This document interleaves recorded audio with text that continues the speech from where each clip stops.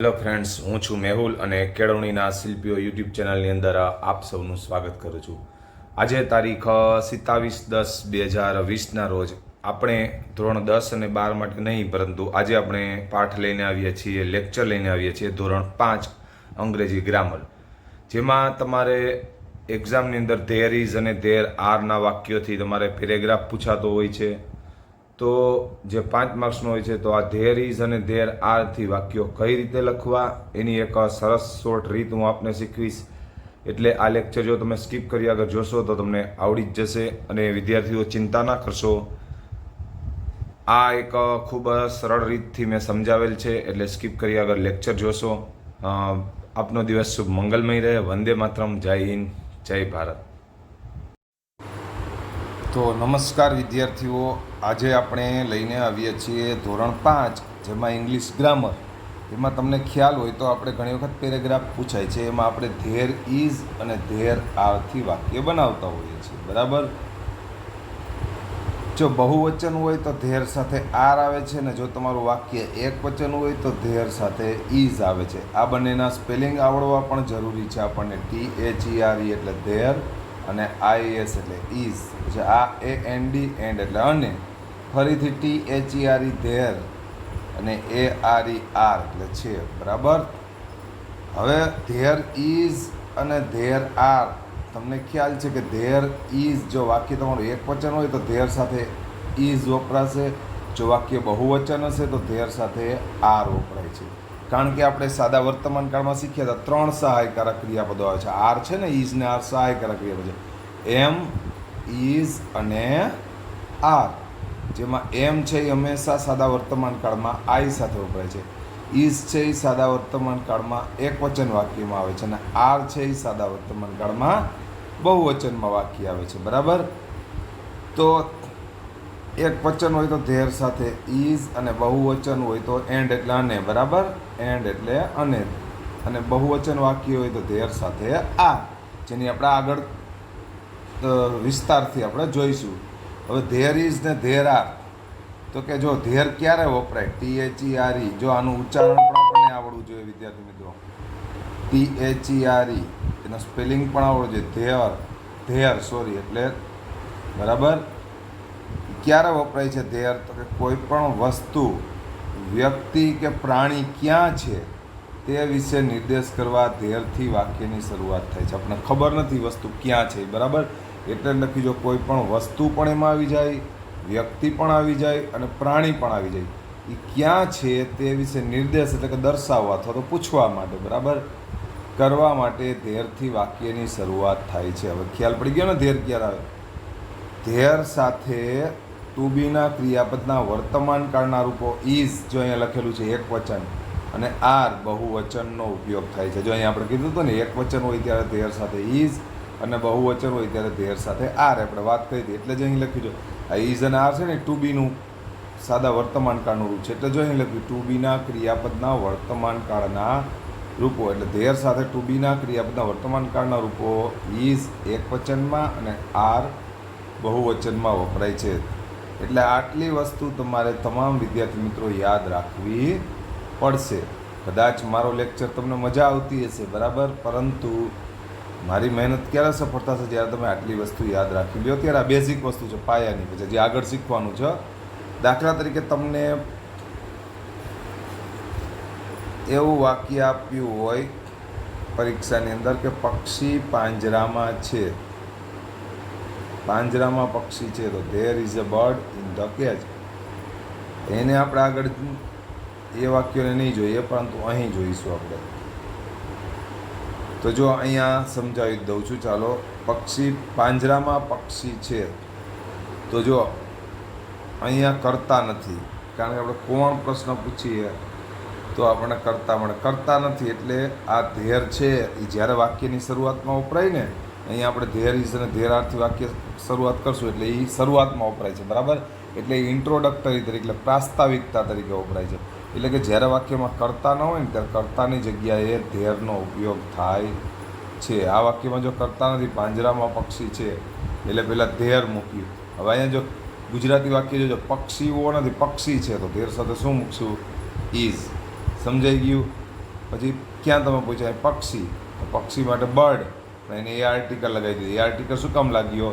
કારણ કે બર્ડમાં જુઓ પહેલો અક્ષર બી છે, જે અંગ્રેજીનો સ્વર નથી. અંગ્રેજીમાં 5 સ્વરો છે, એ આવ્યો યુ, અને એનું ઉચ્ચારણ કહો બર્ડ, તો બ ઉચ્ચારણ થાય છે, જે ગુજરાતીનો સ્વર નથી, માટે એ મૂક્યું છે. નહીં તો આપણે એમ મૂકત અ બર્ડ, બરાબર. પાંજરામાં, માં એટલે ઇન, અને પાંજરામાં એટલે ધ કેચ થઈ ગયું.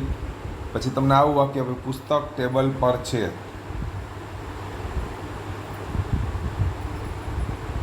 સોરી, આવું વાક્ય આપ્યું તમને, ટેબલ પર પુસ્તક છે, તો અહીંયા પણ નથી જો કરતા, તો કરતા તરીકે આપણે ધેર મૂક્યું. હવે તમે ગુજરાતી કહી જાઓ પુસ્તકો નથી, ખાલી પુસ્તક છે, એટલે ધેર સાથે ઇઝ મૂક્યું.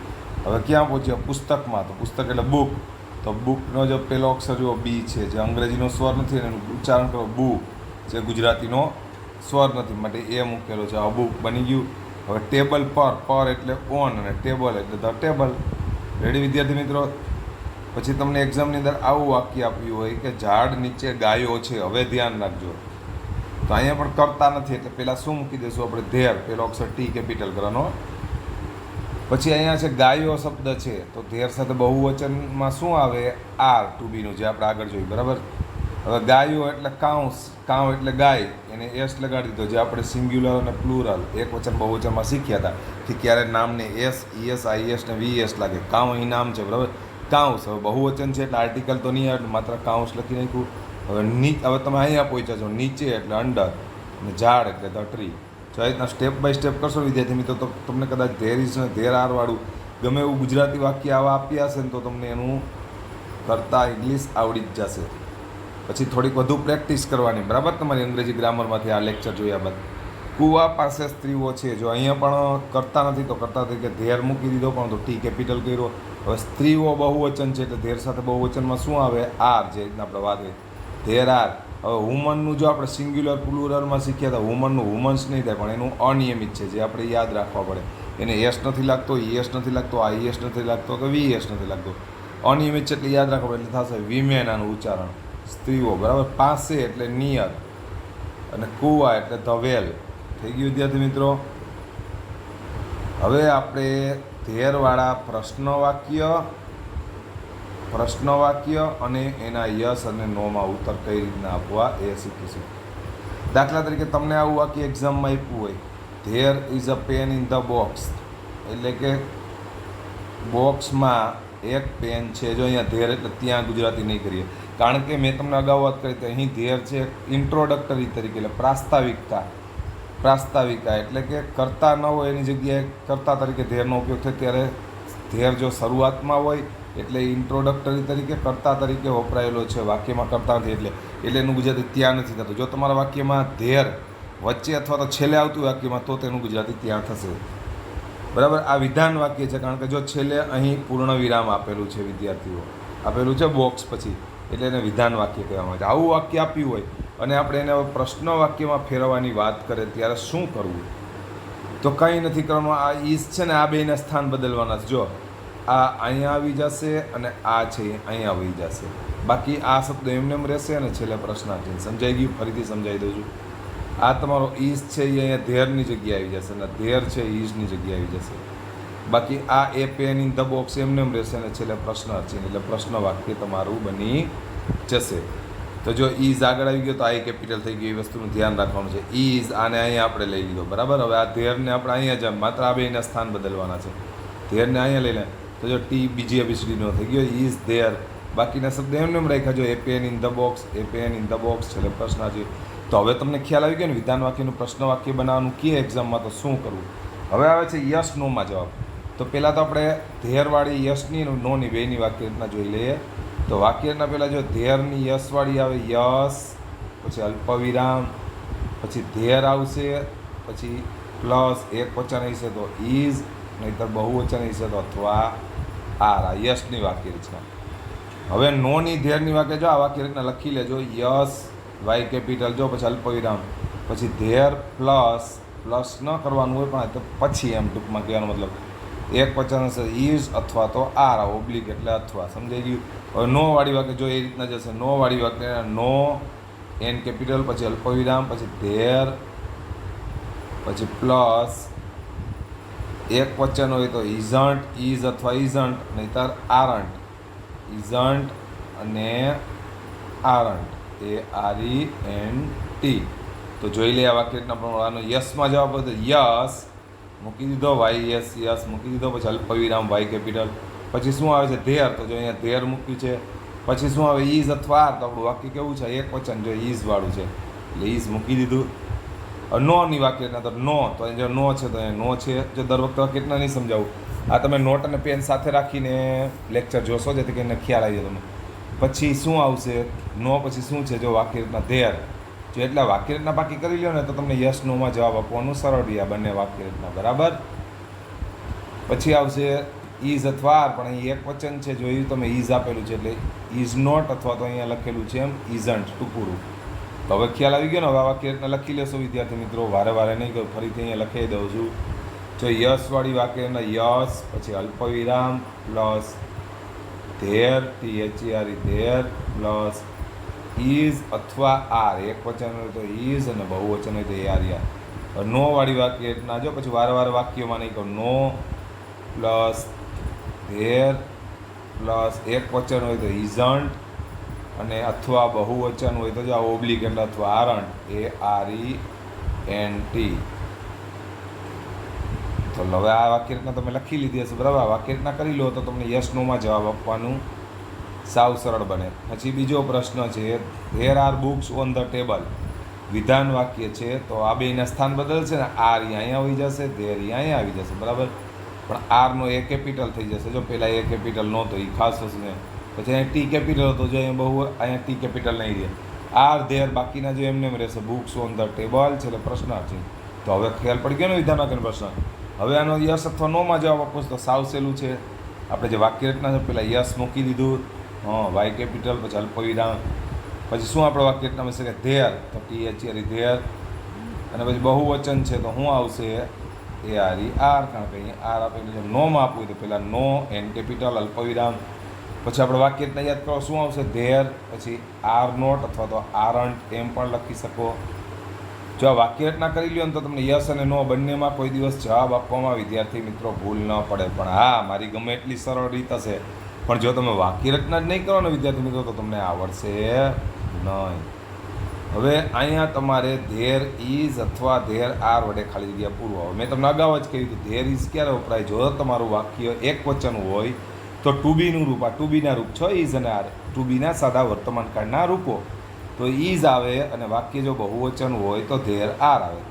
પેલું છે ખાલી જગ્યા એને એલિફન્ટ ઇન ધ ઝૂ, તો આમાં ધેર ઇઝ મૂકશો, વાક્ય એક વચન બહુવચન કઈ રીતે ખબર પડશે, તો અહીંયા જો નામ જોવાનું, ખાલી જગ્યા પછી તરત તમને આ નામ આપેલું છે, એન એલિફન્ટ એક વચન છે, તો શું મૂકશો વિદ્યાર્થી મિત્રો, THERE ધેર ઇઝ. તો આ મારો લેક્ચર છે ને એ તમારે અંગ્રેજીની જે તમે નોટ બનાવેલી છે ને એમાંય લખવાનું છે તમારે સાથે સાથે, બરાબર. આ બધી બ્લેન્ક્સ ને જે કંઈ એક્ટિવિટી કરાવવી. હવે આપણે બીજી જોઈ લઈએ, આગળ જોશું બીજી ખાલી જગ્યા.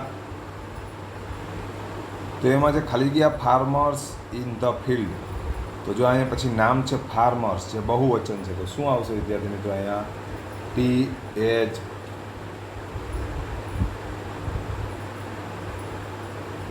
THERE ધેર આર, બરાબર. અહીંયા આ આવશે ધેર આર, પણ કેમ લખશો, પેલો ટી કેપિટલ THERE,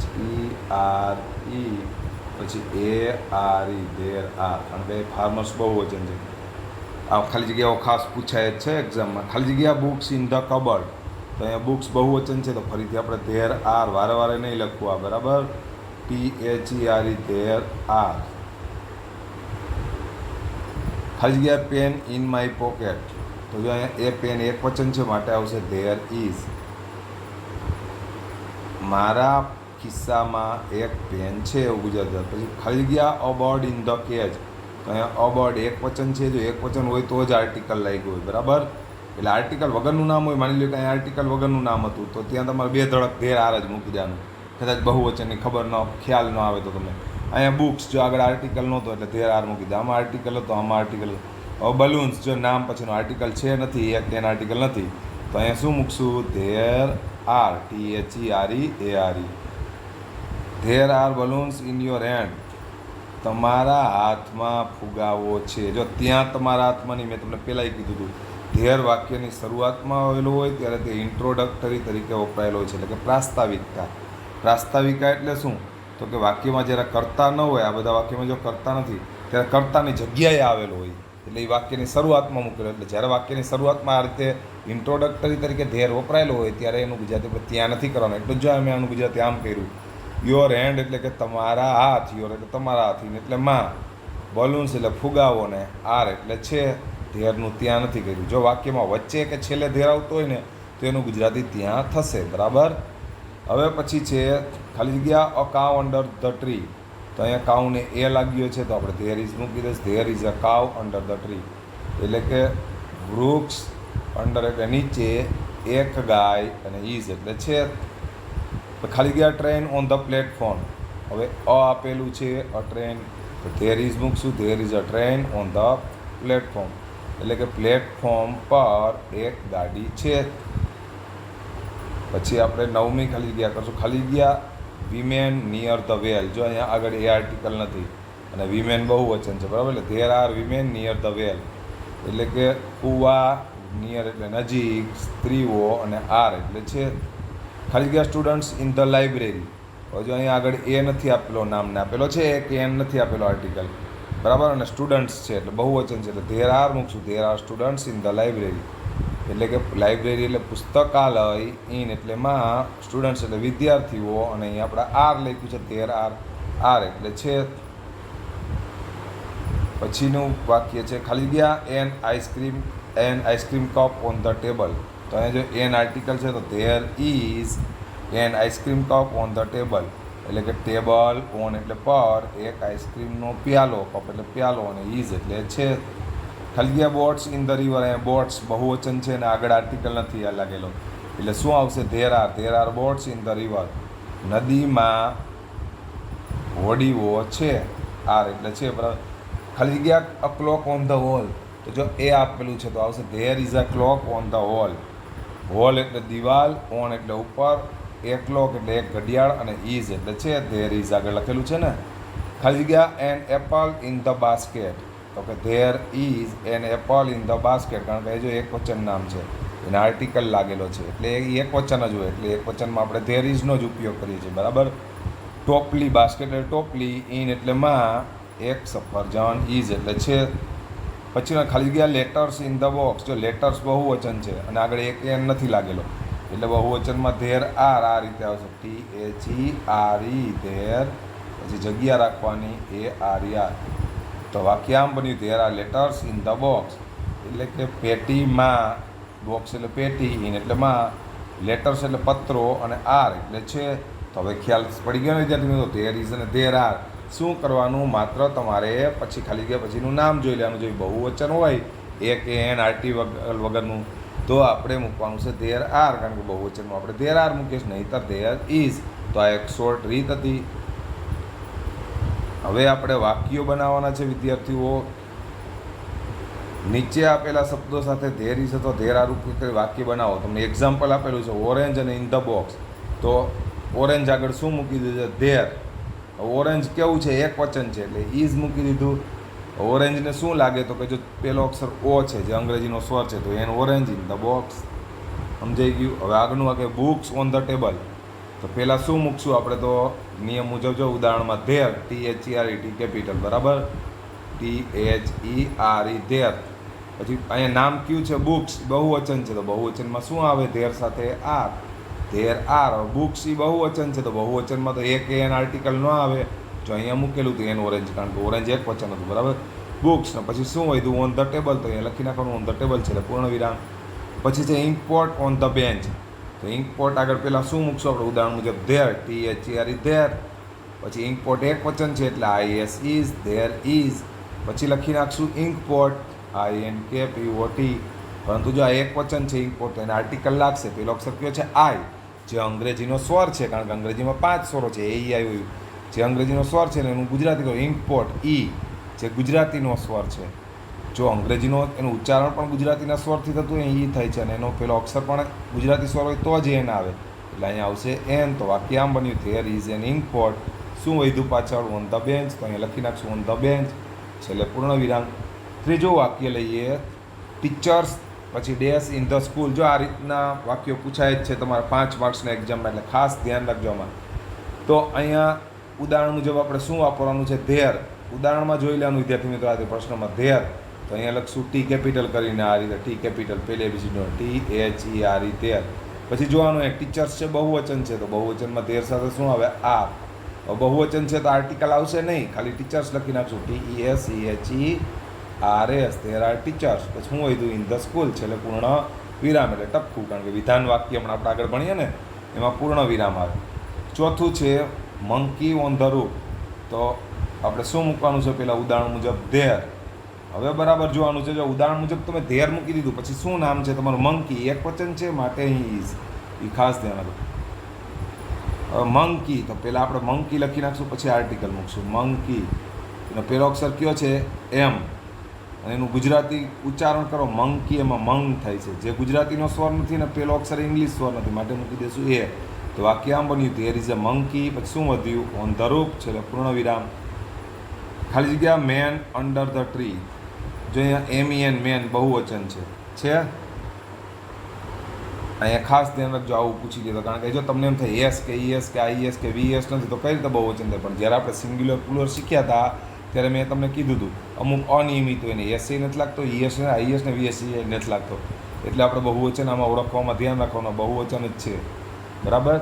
તો પહેલાં આપણે ઉદાહરણ મુજબ THE આ રીતે ધેર મૂકી દઈશું, પછી મેન MEN મેન બહુવચન છે એટલે મૂકશું આર. જો અહીંયા ભૂલ ન કરતા આપણે ઇઝ મૂકી આવે, કારણ કે અહીંયા આપણે એમ જોઈએ એસ કે ES કે IS કે VS તો નથી લાગ્યો, પણ એ આપણે સિંગ્યુલર પ્લુરલમાં શીખ્યા હતા ત્યારે મેં તમને કહ્યું હતું એ અનિયમિત છે એટલે એ બહુવચન જ છે. બરાબર. ધેર આર, પછી બહુવચન છે એટલે આર્ટિકલ નહીં આવે, આપણે મેન લખી નાખ્યું. બરાબર. પછી ક્યુ વધ્યું? અંડર ધ ટ્રી, અહીંયા લખી નાખવાનું. પછીનું છઠ્ઠું વાક્ય, એપલ્સ ઇન ધ બોક્સ. તો પહેલાં આપણે ઉદાહરણ મુજબ THE આ રીતે ધેર મૂકી દીધું. એપલ્સ બહુવચન છે એટલે બહુવચનમાં ધેર સાથે આર જ આવે. હવે એપલ તમે અહીંયા પહોંચ્યા એપલ્સમાં, તો એપલ્સનું એપલ્સ લખી નાખશો, અને આર્ટિકલ નહીં લાગે કારણ કે બહુવચનમાં એક એન આર્ટિકલ લાગતો નથી. પછી છેલ્લે શું ક્યાં પહોંચ્યા? સ્ટેપ બાય સ્ટેપ જો તો ભૂલ ન પડે, ઇન ધ બોક્સ, અને છેલ્લે પૂર્ણ વિરામ. પછી સાતમું વાક્ય લઈ લે, કેટ અંડર ધ ચેર. તો અહીંયા આવે છે પેલા ઉદાહરણ મુજબ આપણે THE આ રીતે ધેર. જો પહેલો અક્ષર કેપિટલ કરવાનું ખાસ નહીં ભૂલવાનું હો. આ તમારે 5 માર્ક્સનો આ હું જે અત્યારે એક્ટિવિટી કરાવું છું ને પૂછાય જ છે, એટલે ખાસ કરી લેજો. જો કાંઈ નહીં, પહેલાં ઉદાહરણ મુજબ આપણે ધેર મૂકી દીધો ટી કેપિટલ, પછી અહીંયા નામ જોવાનું, કેટ છે એક વચન છે એટલે ધેર સાથે ઇઝ, કારણ કે એક વચનમાં ઇઝ મૂકે. પછી કેટ, તો પહેલાં અહીંયા આર્ટિકલ નહીં મૂકવાનો, કેટ મૂકી દેવાનો. પછી જોવાનું પહેલો અક્ષર કયો છે? C, જે અંગ્રેજીનો સ્વર નથી, કારણ કે અંગ્રેજીમાં A E I O U 5 સ્વર છે. પછી એનું ઉચ્ચારણ કરો, કેટ, તો કે ઉચ્ચારણ થાય, જે ગુજરાતીનો સ્વર નથી. તો અહીંયા જો અંગ્રેજીનો પણ સ્વર નથી એનો પહેલો અક્ષર, અને એનું ઉચ્ચારણ પણ ગુજરાતી સ્વર નથી, માટે આપણે મૂકી દઈશું એ. તો વાક્ય કંઈક આમ બન્યું, ધેર ઇઝ અ કેટ. હવે તમે ક્યાં પહોંચી? અહીંયા પ્રશ્નમાં જોવાનું, અંડર ધ ચેરે પહોંચ્યા, તો અહીંયા લખી નાખવાનું ધેર ઇઝ અ કેટ લખ્યું, પછી અંડર ધ ચેર, છેલ્લે પૂર્ણ વિરામ. તો વિદ્યાર્થી મિત્રો, હવે મને આશા છે કે તમે આટલો મારો લેક્ચર સ્કીપ કરી આગળ જોયો હશે, તેથી તમને હવે આ પ્રકારના જે ધેર ઇઝ અને ધેર આરમાં વાક્યો પૂછે એમાં ભૂલ નહીં જ પડે. આ આપણે ધેર ઇઝ અને ધેર આરનો પાર્ટ 1 હતો. હવે આપણે લઈને આવીશું પાર્ટ 2. તો અહીં મારો લેક્ચર પૂર્ણ કરું છું. વંદે માતરમ. જય હિન્દ, જય ભારત.